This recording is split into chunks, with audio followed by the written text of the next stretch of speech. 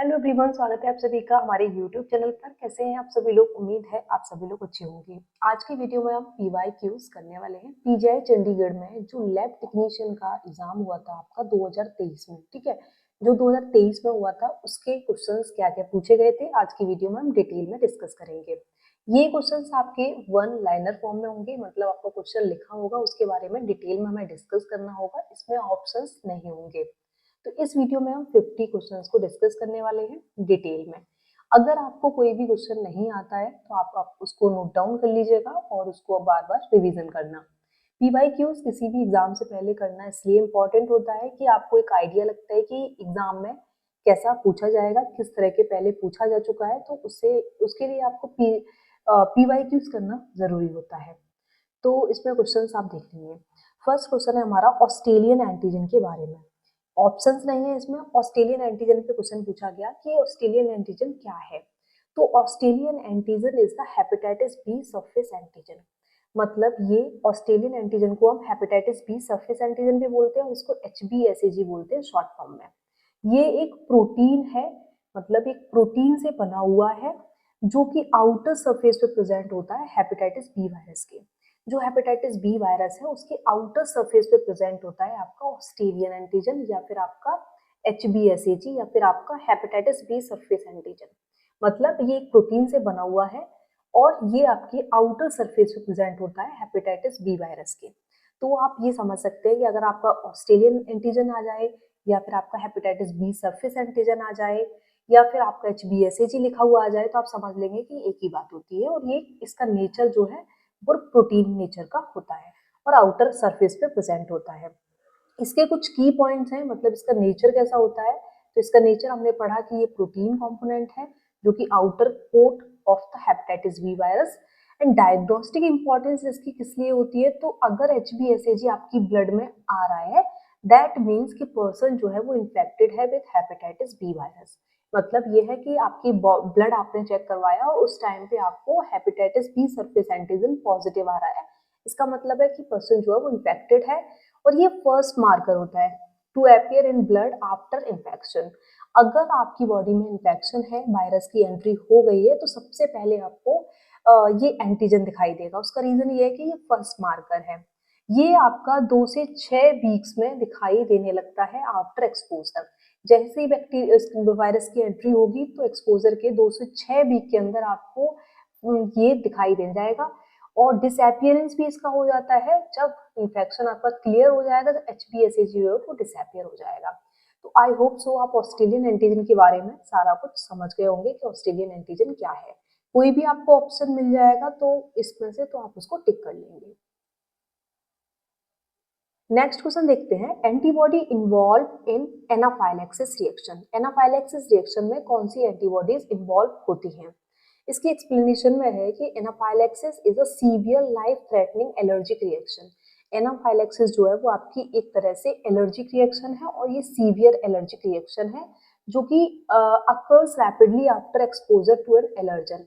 जब कोई allergen exposed होता है, मतलब आपकी बॉडी में आपकी बॉडी से कांटेक्ट में आता है, जैसे कि कोई ड्रग हो सकता है या फिर इंसेक्ट स्टिंग हो सकता है या फिर फूड हो सकता है, इसमें से कोई भी आपका एलर्जन आपकी बॉडी से कांटेक्ट में आता है तो आपको एनाफाइलैक्सिस रिएक्शंस होती है, मतलब severe life threatening allergic reactions देखने को मिलती हैं।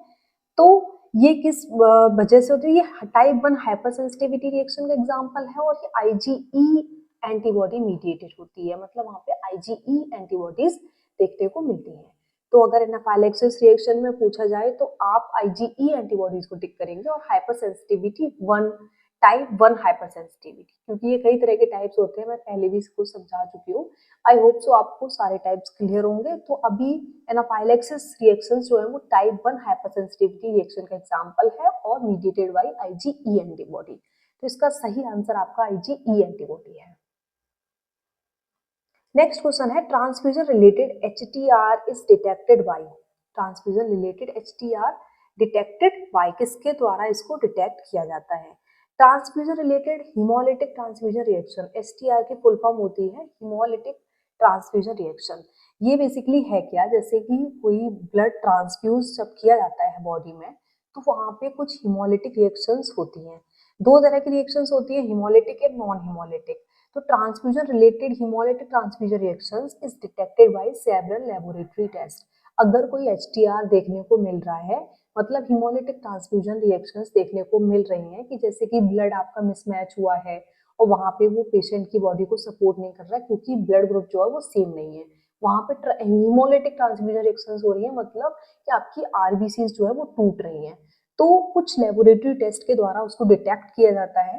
तो यहाँ पूछा है डिटेक्टेड भाई, तो ये कह सकते हैं लेबोरेटरी टेस्ट के द्वारा उसे डिटेक्ट किया जाता है, कंफर्म किया जाता है कि हिमोलिसिस जो हो रही है वो due to incompatible blood transfusion, मतलब ये कि जो हमने ब्लड ट्रांसफ्यूज किया है वो इनकम्पैटिबल है, वो पेशेंट के ब्लड ग्रुप से मैच नहीं कर रहा है। तो ये कंफर्म करते हैं हम लेबोरेटरी टेस्ट के द्वारा। अब कौन कौन से टेस्ट कर सकते हैं हम कर सकते हैं डायरेक्ट एंटीग्लोबुलिन टेस्ट कर सकते हैं, या फिर प्लाज्मा फ्री हीमोग्लोबिन कर सकते हैं, या फिर यूरिन हीमोग्लोबिन कर सकते हैं, सीरम बिलिरुबिन कर सकते हैं, और हेप्टोग्लोबिन भी कर सकते हैं। तो हम कई तरह के कर सकते हैं। अब इनका रिजल्ट या फिर इनका पर्पस क्या है हम उसको भी डिटेल में देख लेते हैं। सपोज हमने डेट लगाया, मतलब हमने कूम टेस्ट लगाया, डायरेक्ट एंटीग्लोबुलिन टेस्ट। ये आपका मोस्ट इंपॉर्टेंट टेस्ट है। पहली बात, ये डिटेक्ट करता है एंटीबॉडीज और complement bound to the transfused red blood cells in the patient circulation, a positive DAT confirm immune mediated haemolysis. Direct antiglobulin test जो है वो डिटेक्ट करता है एंटीबॉडीज को या फिर complement bound to transfused red blood cells, मतलब red blood cells पे जो कॉम्प्लीमेंट्स होते हैं उनको डिटेक्ट करता है पेशेंट के सर्कुलेशन में। तो अगर ये पॉजिटिव आ रहा है दैट मीन्स कि इम्यून मीडिएटेड हिमोलिसिस वहां पे बॉडी में प्रेजेंट है। अगर प्लाज्मा फ्री हीमोग्लोबिन अगर आ रहा है, इसका मतलब क्या है कि अगर फ्री हीमोग्लोबिन आपकी प्लाज्मा में मिल रही है, इसका मतलब है कि ड्यू टू आरबीसीज डिस्ट्रक्शन, वहां पे आरबीसीज आपकी ब्रेक डाउन हो रही है और प्लाज्मा जो है वो पिंक या रेडिश कलर का हो रहा है, जिसकी वजह से वहां पे हीमोग्लोबिन प्रेजेंट है। और हीमोग्लोबिन तभी प्रेजेंट होता है जब आपकी आरबीसीज ब्रेक डाउन होती हैं, क्योंकि हीमोग्लोबिन आपकी आरबीसीज के अंदर प्रेजेंट होता है। तो आप ये भी इस टेस्ट के द्वारा भी चेक कर सकते हैं कि हिमोलिसिस हुआ है या नहीं। अगर यूरिन में हीमोग्लोबिन आ रहा है, इसका मतलब ये है कि free haemoglobin in urine a sign of intravascular haemolysis, मतलब सेल्स के अंदर हिमोलिसिस हुआ है, इसका मतलब कि आपकी यूरिन में हीमोग्लोबिन आ रहा है। तो आप इस टेस्ट के द्वारा भी डिटेक्ट कर सकते हैं। नेक्स्ट आपका है सीरम बिलिरुबिन। अगर increases due to breakdown of red blood cells, specially indirect और अनकॉन्जुगेटेड बिलिरुबिन। अब अगर आपका बिलिरुबिन बढ़ा हुआ आ रहा है, ठीक है, इनडायरेक्ट बिलिरुबिन आपका बढ़ा हुआ आ रहा है, इसका मतलब है कि वहां पे आरबीसीज का ब्रेकडाउन ज्यादा हो गया है, जिसकी वजह से बिलिरुबिन बढ़ गया है। और कौन सा बिलिरुबिन बढ़ेगा? इनडायरेक्ट, जो कि लिवर में अभी नहीं पहुंचा है, कॉन्जुगेशन वहां पे नहीं हुआ है प्रोटीन्स के साथ। तो अनकॉन्जुगेटेड या फिर इनडायरेक्ट अगर पूछा जाए कि कौन सा वाला बिलिरुबिन बढ़ेगा हिमोलिसिस के केस में या फिर ट्रांसफ्यूजन रिएक्शंस के केस में, तो आपका इनडायरेक्ट वाला हीमोग्लोबिन बढ़ेगा, डायरेक्ट वाला हीमोग्लोबिन नहीं बढ़ेगा। हेप्टोग्लोबिन लेवल क्या क्या रोल है कि डिक्रीज हो जाएगा हेप्टोग्लोबिन। उसका रीजन ये है कि haptoglobin bind free haemoglobin release during haemolysis. जब हिमोलिसिस, मतलब ये कि आपका हेप्टोग्लोबिन जो है वो डिक्रीज है, इसका मतलब कम है, इसका मतलब ये है कि वो एचबी को बाइंड नहीं कर रहा है, ठीक है, वहां पे इतना हेप्टोग्लोबिन है ही नहीं। फ्री हीमोग्लोबिन आपकी रिलीज हो रही है बहुत ज्यादा मात्रा में और हेप्टोग्लोबिन आपका वहां प्रेजेंट नहीं है, तो वो उसका जो है वो डिक्रीज आएगा आपका। तो आप ये समझ सकते हैं कि लेबोरेटरी टेस्ट कौन कौन से हो सकते हैं ट्रांसफ्यूजन रिलेटेड एचटीआर को डिटेक्ट करने के लिए। नेक्स्ट क्वेश्चन है which of the following enzyme present in heart muscles. Heart muscles में कौन से एंजाइम्स प्रेजेंट होते हैं? तो एंजाइम्स मैंने लिखे यहाँ पे CPK MB, creatinine phosphokinase MB. ये आपका एक क्रेटिनिन काइनेज आइसो एंजाइम है एमबी टाइप, और ये आपकी हार्ट मसल्स में प्रेजेंट होता है मायोकार्डियल मसल्स में। ये आपका मायोकार्डियल इंफ्रेक्शन या फिर हार्ट अटैक का मार्कर है। तो इसका आंसर आप आंख बंद करके अगर पूछा जाए कि मायोकार्डियल इंफ्रेक्शन का मार्कर क्या है, तो वो सीपीके एमबी होता है। फिर मैंने कुछ एंजाइम्स और लिखे हैं जैसे सीपीके एमएम, स्केलेटल मसल्स में ये प्रेजेंट होता है और इसकी फुल फॉर्म स्केलेटल मसल्स, और ये skeletal muscles damage, skeletal muscles damage, जब स्केलेटल मसल्स डैमेज होती हैं उस टाइम पे सीपीके एमएम रिलीज होता है। अगर सीपीके बीबी का रोल पूछा जाए तो ये ब्रेन टिश्यूज में होगा और ब्रेन इंजरी के टाइम पे रिलीज होगा। LDH1 जो है ये लैक्टेट डिहाइड्रोजिनेज आइसोएंजाइम इसकी फुल फॉर्म है, और ये फाउंड होता है आपकी हार्ट राइजेस आफ्टर CPK-MB। जब CPK-MB आपका बढ़ जाएगा उस केस में आपका उसके बाद आपका LDH बढ़ेगा, और ये तभी बढ़ेगा जब मायोकार्डियल इंफ्रेक्शन का केस होगा। फिर आपका ट्रोपोनिन T और ट्रोपोनिन I ये कॉन्ट्रैक्टाइल प्रोटीन्स होती हैं, और ये मोस्ट स्पेसिफिक होती हैं markers for heart muscles injury. मतलब अगर हार्ट की मसल्स में इंजरी हुआ है तब आपका ट्रोपोनिन T और ट्रोपोनिन I रिलीज होता है, और अगर मायोकार्डियल इंफ्रेक्शन का मार्कर पूछा जाए तो आपका CPK-MB होता है। नेक्स्ट क्वेश्चन नंबर 5 है serum as compare to plasma lacks. तो हमें सीरम को और प्लाज्मा को कंपेयर करना है, तो मैंने यहाँ कुछ लिखा है कंपोनेंट्स। डेफिनेशन आपको पता है होगा इसके बारे में कि liquid part of blood obtain after preventing clotting. जब हम क्लॉटिंग को रोकेंगे मतलब हम एंटीकोगुलेंट यूज करेंगे जैसे कि EDTA वाइल में, तो उसका जो लिक्विड पार्ट होता है जब हम उसे सेंट्रीफ्यूज करेंगे तो जो ऊपर वाला पार्ट आता है हीमोग्लोबिन और आरबीसी जो है वो आपकी सेटल डाउन कर जाती है, तो ऊपर वाला जो पार्ट आता है उसे हम प्लाज्मा कहते हैं।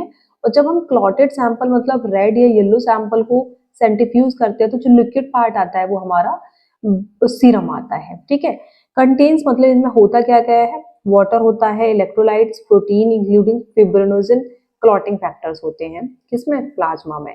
बट सीरम जो है इसमें वाटर, इलेक्ट्रोलाइट, प्रोटीन्स तो होंगी, लेकिन इसमें fibrinogen and clotting factors absent होते हैं।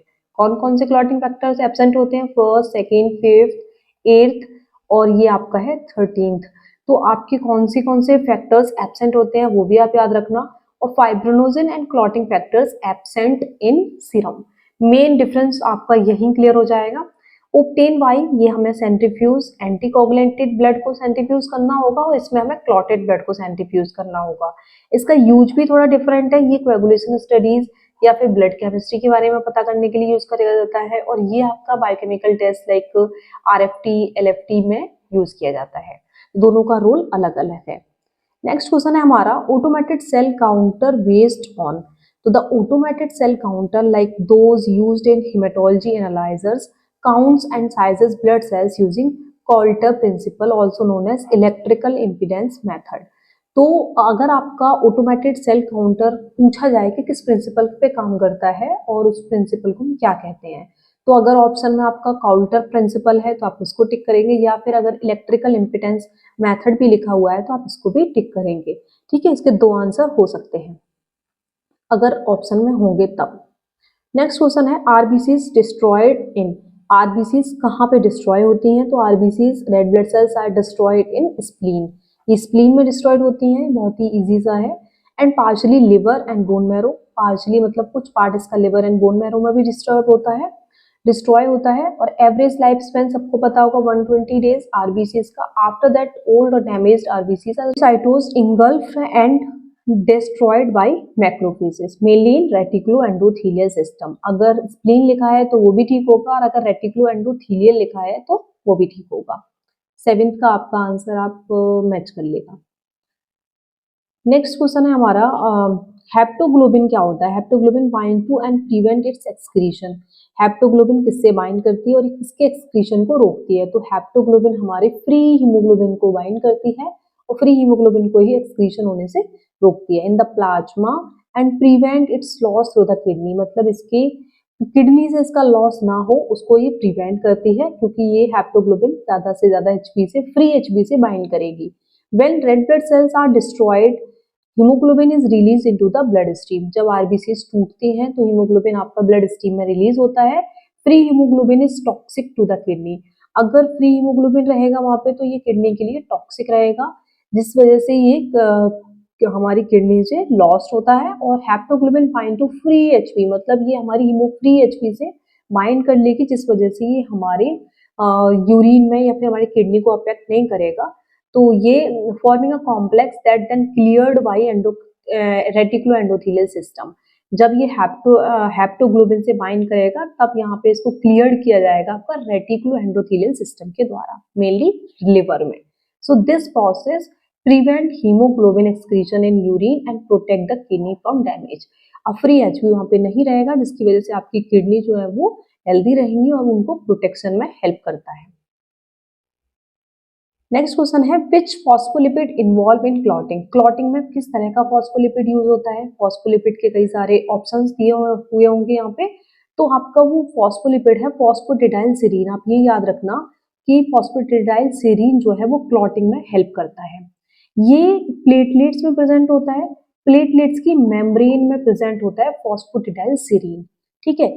फॉस्फोलिपिडाइल सीरीन का रोल क्या है हमारी क्लॉटिंग के टाइम पे। तो जब हमें कोई मस्कुलर इंजरी, सपोज आपको कहीं भी चोट लगती है तो वहां पे इंजरी जब हो जाती है तो वहां पे ब्लड आने लगता है। अब वहां पे खून का थक्का जमाने के लिए हमारी प्लेटलेट्स का रोल आता है। मतलब प्लेटलेट हमारी एक्टिवेटेड हो जाती है और phosphatidylserine flips from the inner to the outer membrane surface. मतलब यह है कि इनर से आउटर मेम्ब्रेन पे हमारी फॉस्फोटिडाइल सीरीन आ जाती है और वहां पे क्लॉटिंग में हेल्प करती है। The exposed phosphatidylserine provide negatively charged surface that is essential for assembly of clotting enzyme complexes। मतलब वहाँ पे clotting enzymes complexes है, वहाँ पे काम करेगी हमारी phosphatidylserine। Without this phospholipid surface, coagulation is inefficient। अगर phospholipid ये वाला नहीं होगा तो आपका coagulation जो है वो inefficient होगा और वहाँ पे आपका coagulation ढंग से नहीं हो पाएगा, ब्लड आपका कंट्रोल नहीं होगा और वो बहता रहेगा। सो शॉर्ट फॉर्म में, इन शॉर्ट हम कह सकते हैं कि फॉस्फोटिडाइलसीरीन और activated platelet is a critical for blood clotting. ठीक है, ये ब्लड क्लॉटिंग के लिए काफी इंपॉर्टेंट होती है। तो phosphatidylserine is present at the platelet outer surface. Next question है हीमोलाइजिंग एजेंट क्या होता है। ठीक है, haemolysing agent, a haemolysing agent is any substance that causes lysis. मतलब ये हमारी सेल्स को destruction of red blood cells, मतलब आरबीसीज को डिस्ट्रक्शन करने के लिए हीमोलाइजिंग एजेंट होते हैं। हीमोलाइजिंग एजेंट बेसिकली हम कहते हैं जो आरबीसीज को तोड़ देगा, leading to the release of haemoglobin into the plasma. तो हमारी हीमोग्लोबिन जो है वो प्लाज्मा में रिलीज हो जाएगी क्योंकि आरबीसीज का ब्रेक डाउन हो गया है। तो कॉमनली कुछ हमारे हीमोलाइजिंग एजेंट होते हैं like physical agent, chemical agent and biological agent. Physical agent में क्या है कि आपका हाइपोटोनिक सोल्यूशन, ठीक है, हाइपोटोनिक सोल्यूशन वाटर और very dilute saline osmotic lysis of RBCs. ये यहाँ पे आपकी आरबीसीज जो है वो लाइस कर जाएंगी, आरबीसीज आपकी ब्रेक डाउन कर जाएंगी। जैसे कि आपने एक टेस्ट पढ़ा होगा ओएफटी के बारे में, है ना, ऑस्मोटिक फ्रेजिलिटी टेस्ट के बारे में। जब हमें अपनी आरबीसीज की मेम्ब्रेन की इंटीग्रिटी को पता करना होता है तब हम या हाइपोटोनिक सॉल्यूशन में अपनी आरबीसीज या अपने सैंपल को डालते हैं। जब आरबीसीज ब्रेक डाउन होती है तो पता करते हैं कि इसकी मेम्ब्रेन कितने टाइम बाद डिस्ट्रॉय हो रही है। तो हाइपोटोनिक सॉल्यूशन में डाल के हम उसे आरबीसीज को लाइस करा सकते हैं। देन हम हीट से हाई टेम्परेचर का दे देंगे तो आरबीसीज की मेम्ब्रेन डैमेज हो जाएंगी एंड मैकेनिकल ट्रॉमा के थ्रू भी हम उसे ब्रेक डाउन उसका करा सकते हैं। जैसे passing blood through narrow needle repeatedly, मतलब हमने एक नैरो निडल लिया, उसमें हम बार बार अपना ब्लड सैंपल भेज रहे हैं तो उसकी वजह से भी एक मैकेनिकल ट्रॉमा की वजह से भी वहाँ पे आपका आरबीसीज जो है वो वहाँ पे उसकी सेल्स में ब्रेक डाउन हो जाएगा। अगर केमिकल एजेंट की बात करें तो कुछ केमिकल एजेंट भी होते हैं लाइक डिटर्जेंट हैं आपके, है ना, डिटर्जेंट में सैपोनिन या फिर ये ट्राइटोन X100 यूज किया। सर्टेन ड्रग्स भी, प्रेमाकोइन इन G6PD डेफिशिएंसी, G6PD डेफिशिएंसी में अगर आपने प्रेमाकोइन पेशेंट को दे दिया ना, उस टाइम पे आपकी आरबीसीज का डिस्ट्रक्शन शुरू हो जाता है। ऑक्सीडाइजिंग एजेंट में आपके हाइड्रोजन पेरोक्साइड, कॉपर सॉल्ट। तो केमिकल एजेंट्स आपके ये तीनों हो गए। बायोलॉजिकल एजेंट में बायोलॉजिकल हिमोलिसिस होता है, स्ट्रेप्टोकोकस हिमोलिसिस, मतलब एक बैक्टीरिया है उसकी वजह से होता है। Complement system activation, antibody and complement can lyse RBCs, immune haemolysis. ठीक है, तो ये आपके तीनों तरह के आपकी हिमोलाइजिंग एजेंट होते हैं, physical, chemical and biological. Next है आपका लिम्फोग्रेनुलोमा वेनेरम इज कॉज्ड बाय। तो लिम्फोग्रेनुलोमा वेनेरम ये किसके द्वारा होता है, तो ये आपका होता है क्लेमाइडिया ट्रैकोमैटिस। ये एक आपका बैक्टीरिया है, इस बैक्टीरिया के द्वारा आपको ये वाली डिजीज हो जाती है। स्पेसिफिकली ये सेरोबार से, मतलब इसके L1, L2, L3 ये इसके स्ट्रेन्स हैं, उनकी वजह से ये बीमारी देखने को मिलती है। ये एक तरह का सेक्सुअली ट्रांसमिटेड डिजीज है। तो इसमें बेसिकली आपके जो लिम्फेटिक टिश्यूज होते हैं वो इन्वेड कर जाते हैं और सोलो, मतलब वो स्वेलिंग आ जाती है उनके ऊपर लिम्फ नोड्स में, इंग्वायनल कैनाल के पास में। तो आप ये देख लेना, आप इसमें इतना याद रख सकते हैं क्लैमाइडिया ट्रैकोमैटिस एक बैक्टीरिया है, उसकी वजह से ये बीमारी देखने को मिलती है। नेक्स्ट क्वेश्चन है type of haematoxylin used in Pap stain. Pap stain में किस तरह की हिमेटॉक्सिलिन को यूज किया जाता है? पैप स्टेन में haematoxylin used is typically Harris haematoxylin and Gill's haematoxylin. मतलब दो तरह की हिमेटॉक्सिलिन यूज की जाती है आपकी। हैरीज हिमेटॉक्सिलिन जो है ये कॉमनली न्यूक्लियाई को स्टेन करती है, ये न्यूक्लियर के लिए गुड होती है। एंड गिल्स हिमेटॉक्सिलिन जो है also frequently use for routine cytology, produces crisp nuclear staining with minimal background. ठीक है, ये भी आपकी न्यूक्लियर स्टेनिंग है, बट ये आपकी मिनिमल बैकग्राउंड, मतलब बैकग्राउंड में काफी क्लियर लेके आती है न्यूक्लियस को। Purpose in Pap stain, haematoxylin stains the nuclei blue to dark purple, है ना। कलर जो अगर बात करें न्यूक्लियाई का किस तरह से आता है तो वो ब्लू टू डार्क पर्पल आता है, providing clear nuclear detail which is essential for cytological evolution. तो हमें साइटोलॉजिकल कोई अपना देखना है, पूरी सेल्स अच्छे से देखनी है, सेल का न्यूक्लियाई बहुत अच्छे से देखना है, उसके लिए हमें पैप स्टेन में हिमेटॉक्सिलिन का यूज करना होता है। नेक्स्ट क्वेश्चन है मोस्ट कॉमन साइटोलॉजिकल स्टेन, कौन कौन से साइटोलॉजिकल स्टेन होते हैं? तो सबसे ज्यादा कॉमन आपका पैप स्टेन होता है साइटोलॉजी में, साइटोलॉजी पैथ लैब में। तो पर्पस क्या है इसका? ये primary use for examining cell of cytology, specially for detecting pre cancerous and cancerous changes, most famously in cervical smear. Cervical smear, ज्यादातर सर्वाइकल स्मेयर को करने के लिए यूज करते हैं। तो प्री कैंसरस मतलब कैंसरस से पहले या फिर कैंसरस के बाद में हमें बेसिकली कैंसरस जांच के लिए हमें पैप स्टेन करना होता है, मोस्टली इन सर्वाइकल स्मेयर्स। कंपोनेंट्स क्या हैं? जैसे हम टिपिकली यूजेस हिमेटॉक्सिलिन फॉर न्यूक्लियाई, हिमेटॉक्सिलिन या गिल्स या हेरीज यूज कर रहे हैं तो वो हम न्यूक्लियाई के लिए यूज कर रहे हैं। और काउंटर स्टेन में हम यूसिन और OG6 को यूज करते हैं फॉर द साइटोप्लाज्म स्टेनिंग। तो दोनों का डिफरेंट रोल है। अगर काउंटर स्टेन पूछा जाएगा तो यूसिन या फिर OG6 आएगा फॉर साइटोप्लाज्म, एंड अगर न्यूक्लियाई के लिए पूछा जाएगा तो वो हिमेटॉक्सिलिन आएगा। उसमें कौन से दो तरह के हिमेटॉक्सिलिन आएंगे ये हमने पहले वाले क्वेश्चन में देख लिया, तो आप इसे बहुत अच्छे से याद कर लेना, काफी इंपॉर्टेंट क्वेश्चन है। नेक्स्ट है यूरोवाइसन टेस्ट इज यूज फॉर। ये कौन सा टेस्ट हो, इसे किस लिए यूज करते हैं? तो ये आपका एक मॉलिकुलर डायग्नोस्टिक टेस्ट है, use primarily for detecting bladder cancer, urothelial carcinoma, मतलब ब्लैडर कैंसर के केस में हमें ये वाला टेस्ट करना होता है। इसका यूरोवाइसन ये फ्लोरोसेंस इन सिटू हाइब्रिडाइजेशन टेस्ट है एक तरह से, मतलब ये टेक्निक के द्वारा इसे किया जाता है to detect chromosomal abnormality, chromosomal abnormality को डिटेक्ट करने में in urine cells that are associated with bladder cancer. इसे बेसिकली हम ब्लैडर कैंसर को डिटेक्ट करने के लिए यूज करते हैं।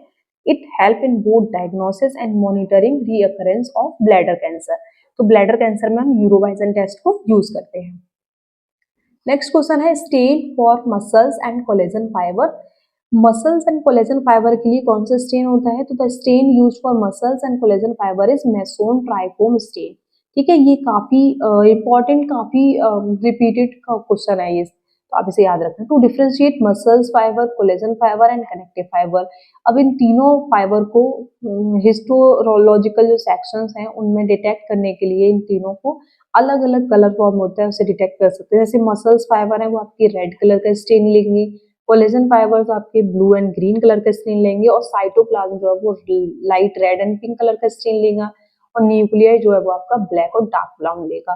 तो इस तरह से हम सारे कंपोनेंट्स को अलग अलग कलर के द्वारा डिटेक्ट कर सकते हैं। नेक्स्ट क्वेश्चन है which is not used for attachment of tissue section with slide. तो कौन सा है इसमें जिसे हम अटैचमेंट के लिए यूज नहीं करते हैं? तो अटैचमेंट के लिए जो यूज करते हैं वो अडेसिव्स होते हैं, मतलब टिश्यू सेक्शंस को हम स्लाइड में अटैच हो जाएं। जैसे टिश्यू कटिंग होती है तो उस टाइम पे एक स्लाइड होती है, तो उस स्लाइड पे हमें अपने टिश्यू को अडहेयर करना होता है, मतलब चिपकाना होता है। तो ये अच्छे से चिपक जाए उसके लिए कुछ अडेसिव का यूज करते हैं। कॉमनली आपके Mayer's albumin, gelatin, poly L lysine या फिर क्रोमेलम।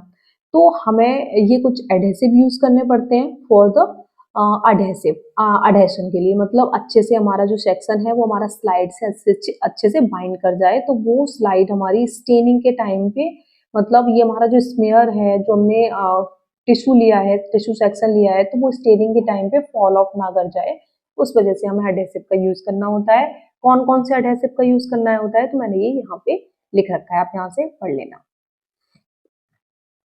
नेक्स्ट क्वेश्चन है which one is non nucleated. Non nucleated कौन होता है? तो नॉन न्यूक्लिएटेड आप होता है आपकी RBCs in human blood. Human blood में आरबीसीज जो होती हैं उनके अंदर न्यूक्लियस प्रेजेंट नहीं होता। तो मैंने यहाँ तीनों सेल्स के बारे में लिखा कि आरबीसीज जो है वो नो न्यूक्लियस, डब्ल्यूबीसी के अंदर न्यूक्लियस होता है और प्लेटलेट के अंदर आपके सेल फ्रेगमेंट्स होते हैं, एक ट्रू न्यूक्लियस नहीं होता। तो आप ये चीज याद रखना तीनों में। जो आरबीसीज हैं उनका काम है आपका carries haemo oxygen via haemoglobin, और डब्ल्यूबीसीज का रोल है इम्यून डिफेंस के लिए, और प्लेटलेट का रोल है आपका ब्लड क्लॉटिंग के लिए। आई होप सो आपको इतना पता होगा। नेक्स्ट क्वेश्चन है anticoagulant used in acid base valence. Acid base valence में कौन सा एंटीकोगुलेंट यूज किया जाता है? तो आपने एक टेस्ट लगाया होगा ब्लड गैस एनालिसिस, ठीक है, एबीजी टेस्ट लगाया होगा। एबीजी टेस्ट में आपको यूज करना होता है हेपेरिन, मतलब हेपेरिन लेना होता है, वहां पे हेपेरिन में आपको सैंपल कलेक्ट करना होता है। तो इसका रीजन क्या है कि acid base balance studies like blood gas analysis ABG the anticoagulant must not alter pH CO2 और partial pressure of CO2 and electrolytes. मतलब हम इसे इसलिए यूज करते हैं कि वहां पे हमारे जो पैरामीटर्स हैं जो हमें डिटेक्ट करने हैं अपने ब्लड से, उनका कुछ मतलब वो ऑल्टर नहीं करने चाहिए, उनकी रीडिंग ऊपर नीचे नहीं आनी चाहिए, इसलिए हमें अपना नेचुरल एंटीकोगुलेंट लेना होता है वहां पे। हेपेरिन आइडियल है because it prevent clotting without affecting acid base और गैस वैल्यूज। मतलब गैस वैल्यूज और एसिड बेस की वैल्यूज को बिना अफेक्ट किए ये क्लॉटिंग को प्रिवेंट करता है। It does not bind calcium strongly, और ये कैल्शियम से बाइंड नहीं करता। ईडीटीए ऑक्सलेट और साइट्रेट बहुत जल्दी करते हैं बट ये नहीं करता। Used in atrial blood gas analysis, मतलब हम एबीजी की सिरिंज में हेपेरिन को लेते हैं जब हमें एबीजी करना होता है। नेक्स्ट क्वेश्चन है stain for mycobacterium in tissues. तो माइकोबैक्टीरियम के लिए जील नेल्सन स्टेन, जैडन स्टेन, बहुत सिंपल है। इसका एक्सप्लेनेशन क्या है? Ziehl Neelsen stain is acid fast stain used to detect mycobacteria like Mycobacterium tuberculosis in tissue sections. Principle इसका मतलब माइकोबैक्टीरिया है waxy cell layer rich in mycolic acid. Mycobacteria जो है उसकी जो सेल वॉल होती है वो माइकोलिक एसिड प्रेजेंट होता है which makes them acid fast. They resist decolourisation by acid alcohol after staining, मतलब ये रजिस्ट कर देते हैं डिकलराइजेशन को। नेक्स्ट क्वेश्चन है प्लेटलेट ओरिजिनेट फ्रॉम। तो प्लेटलेट मतलब इसकी जो मदर सेल है वो आपकी megakaryocytes, also called thrombocytes भी बोलते हैं, are small non nucleated cell fragment found in blood. They are formed in the bone marrow by the fragmentation of cytoplasm of large cells and mega karyocyte. मतलब RBC वो platelets जो हैं वो आपकी mega karyocyte से बनती हैं। और ये तीनों सेल्स के बारे में थोड़ा लिखा कि आरबीसी जो है वो erythrocyte, then reticulocyte, then mature RBC. और ये आपकी ऑक्सीजन ट्रांसपोर्ट में हेल्प करती है। डब्ल्यूबीसी आपकी माइलोब्लास्ट से बनेगी या फिर लिम्फोब्लास्ट, मतलब डब्ल्यूबीसी अलग अलग होती है तो ये दोनों तरीके से बनती है, और ये आपके इम्यूनिटी में हेल्प करती है। प्लेटलेट आपकी मेगा कैरियोसाइट से ये आपकी ब्लड क्लॉटिंग में हेल्प करती है। हमारा बीडीआरएल क्या है? तो बीडीआरएल आपका वेनेरल डिजीज रिसर्च लेबोरेटरी टेस्ट, ये आपका एक टेस्ट का नाम है जिसका काम क्या है? It is a screening test for syphilis. Syphilis के लिए स्क्रीनिंग टेस्ट है which is caused by bacterium treponema pallidum. Syphilis जो है वो ट्रिपोनीमा बैक्टीरियम के द्वारा होता है और ये एक स्क्रीनिंग टेस्ट है for the detection of syphilis. ठीक है, बहुत आसान क्वेश्चन है। नेक्स्ट क्वेश्चन है stain used in electron microscopy. Electron microscopy में कौन कौन से स्टेन्स यूज किए जाते हैं? तो कुछ स्टेन्स हैं जैसे uranyl acetate, lead citrate and osmium tetroxide. इसमें से कोई भी अगर ऑप्शन प्रेजेंट होता है तो वो आपको टिक करना होगा अगर इलेक्ट्रॉन माइक्रोस्कोपी स्टेन पूछा गया है तब। इसका पर्पस क्या है? यूरेनाइल एसीटेट जो है वो nuclei stain and nucleic acid and membranes को स्टेन करता है और ये provide contrast to cellular structure. Lead citrate जो है वो आपके प्रोटीन्स एंड लिपिड को स्टेन करता है, इनहांस ओवरऑल इमेज कंट्रास्ट। और ऑस्मियम टेट्राऑक्साइड जो है वो use as a fixative and secondary stain, binds to lipid. Lipids को बाइंड करेगा और ये एक तरह से सेकेंडरी स्टेन की तरह काम करता है और ये फिक्सेटिव की तरह भी काम कर सकता है। Makes membranes appear dark. ठीक है, आप यहाँ से डिफरेंस तीनों में डिफरेंस कर सकते हैं। नेक्स्ट क्वेश्चन है most abundant trace element in body. हमारी बॉडी में ट्रेस एलिमेंट कौन सा होता है? तो वो आयरन होता है। अगर ऑप्शन में आयरन रहा होगा तो इसका करेक्ट आंसर आयरन है। Among the trace element micronutrient, ठीक है, बहुत कम मात्रा में जो न्यूट्रिएंट प्रेजेंट होते हैं, those needed in very small amount, iron is the most abundant. मतलब बहुत सारे माइक्रोन्यूट्रिएंट प्रेजेंट होते हैं बट आयरन जो है वो मोस्ट अबंडेंट मिलता है हमारी ह्यूमन बॉडी में। यहाँ पे वही पूछा गया था, तो इसका सही आंसर है आपका आयरन। नेक्स्ट क्वेश्चन है रिवर्स ट्रांसक्रिप्टेज क्या होता है ना। रिवर्स ट्रांसक्रिप्टेज तो ये एक एंजाइम है जो कि सिंथेसाइज करता है DNA from DNA and RNA template. मतलब डीएनए से आरएनए टेम्पलेट को बनाने के लिए रिवर्स ट्रांसक्रिप्टेज एंजाइम का यूज किया जाता है। Reverse transcriptase is a special enzyme used by retrovirus and a molecular biological research. मतलब इसे रेट्रोवायरस और मॉलिक्यूलर बायोलॉजिकल रिसर्च में यूज किया जाता है। कैटालाइजेस आरएनए कॉम्प्लीमेंट्री डीएनए, मतलब ये आरएनए को बनाता है और ये आरएनए के कॉम्प्लीमेंट्री काम, डीएनए के कॉम्प्लीमेंट्री काम करता है, इसे सी डीएनए कहते हैं। Opposite of normal transcription, DNA से आरएनए बनाएगा, हेंस द रिवर्स ट्रांसक्रिप्टेज, इसलिए इसको रिवर्स ट्रांसक्रिप्टेज बोला गया है। ठीक है, ये laboratory applications for cDNA synthesis, जब हमें सीडीएनए बनाना होता है रिसर्च लैब में आरटीपीसीआर, तब हम रिवर्स ट्रांसक्रिप्टेज का यूज करते हैं। और रेट्रोवायरस एचआईवी जो है नेचुरली प्रोड्यूसेस रिवर्स ट्रांसक्रिप्टेज, जो एचआईवी वायरस है वो रिवर्स ट्रांसक्रिप्टेज को नेचुरली प्रोड्यूस करता है, तो आप इस चीज को भी याद रखिएगा। नेक्स्ट क्वेश्चन है xylene is most commonly used in histology as a. तो जाइलिन एक क्लियरिंग एजेंट है ना, ये आपको याद रखना है। तो ये आपका हिस्टोलॉजी लैब में यूज किया जाता है। Xylene is a commonly used during tissue processing before embedding in paraffin. Role क्या है जाइलिन का, ये क्लियरिंग है और क्लियरिंग एजेंट है जो कि एल्कोहल को रिप्लेस करता है in tissue after dehydration, makes the tissue transparent, cleared मतलब टिश्यू को क्लियर कर देगा, and prepares tissue for paraffin infiltration. उसके बाद टिश्यू जो है वो पैराफिन इनफिल्टरेशन के लिए रेडी हो जाएगा। डी पैराफिनाइजेशन भी इसको हम कह सकते हैं। Xylene is also used to remove paraffin for tissue section before staining. Staining के टाइम पर पैराफिन को रिमूव करने के लिए हम जाइलिन का यूज करते हैं, जिस प्रोसेस को हम बोलते हैं क्लियरिंग प्रोसेस। ठीक है, तो ये एक तरह से हमारा क्लियरिंग एजेंट होता है। नेक्स्ट क्वेश्चन है cells of phagocytosis. Phagocytosis cells क्या होती हैं, तो cells of phagocytosis are specialised cells that can engulf and digest foreign particles, pathogens and cellular debris. मतलब ये हमारे बॉडी में इंगल्फ करती हैं फॉरेन पार्टिकल्स को और पैथोजेंस को या फिर सेलुलर डेब्रिस को। तो these are primarily part of immune system, ये इम्यून सिस्टम का पार्ट होती है। The main phagocytic cells are neutrophils, monocyte dendritic cells, eosinophil and Kupffer cell, microglia and other tissue resident macrophages. तो different different type की हमारी phagocytosis cells होती हैं जो कि engulf and digest foreign particles, pathogens and cellular debris को engulf करती हैं। ठीक है, तो आप यहाँ पे इस तरह से फेगोसाइटोसिस के बारे में समझ सकते हैं।